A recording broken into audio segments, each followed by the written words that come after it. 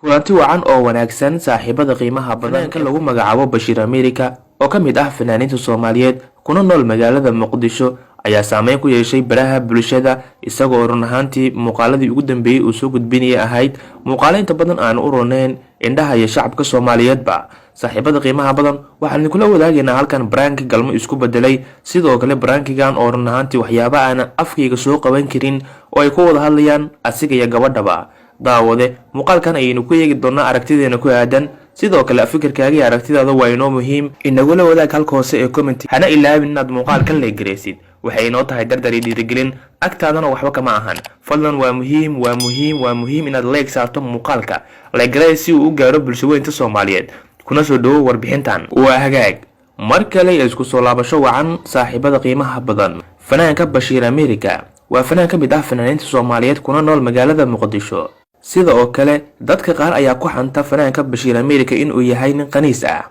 hase ahaatee taasi waxaan dhihi karnaa waa mid iska been ah ama qof walba aragtidiisa marka fanaanka sida uu dhaqmayo ay dadka dhan wada arkaan qof walbana aragtidiisa ka soo qaadanayo inuu yahay nin qaniis ah hase ahaatee kuma matalaya halkan fanaanka Bashiir America inuu yahay nin qaniis ah hase ahaatee muuqaalkan ayaynu kaga warbixinaynaa dhaqan xumada iyo fasahaadka uu ku hayo social media saaxiibada qiimaha badan ma rabo inaan qof shakhsi ah aan u gafo hase ahaatee waxa uu soo gudbiyay ayaa rabaa hal iyo laba oo kaliya inaan ka yiraahdo haddaba Bashiir America muuqaal branki ah sidoo kale muuqaalkaas oo eg muuqaal galmo ah run ahaantii muuqaalkaas ayaa qabsaday baraha bulshada sidoo kalena qof walba aragtidiisa ka dhiibanayay haddaba aniga ahaan marka aan ku eego aragtideeda muuqaalkaas waxaan dhihi karaa fariin ayuu gudbinayaa fariinta uu gudbinayana waxa ay tahay xaqiiqatan gabarba in aysan isku aaminin wiil inay qol la tagto iyo waxa ka dhaxdhici kara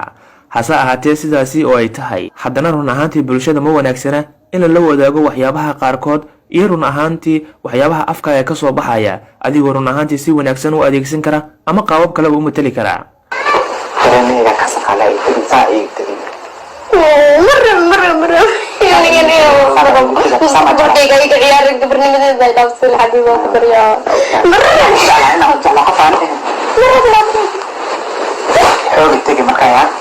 daawade muuqaalkan ayaa noqday mid saameyn ku yeesha baraha bulshada sidoo kalena hadalheyntiisu aad u badatay muuqaalkii la yaabka badnaa ayaa waxa uu ahaa kadib xaaskiisa ama gabadha uu guursan rabo sida uu ku magacaabayba isaga in muuqaalkan uu ka soo doobay aniga xataa run ahaantii afkayga ma soo qabanayo hase ahaatee bal ila soo daaba muuqaalkan kana dhiibo aragtidaada iyo fikirkaaga ku aadan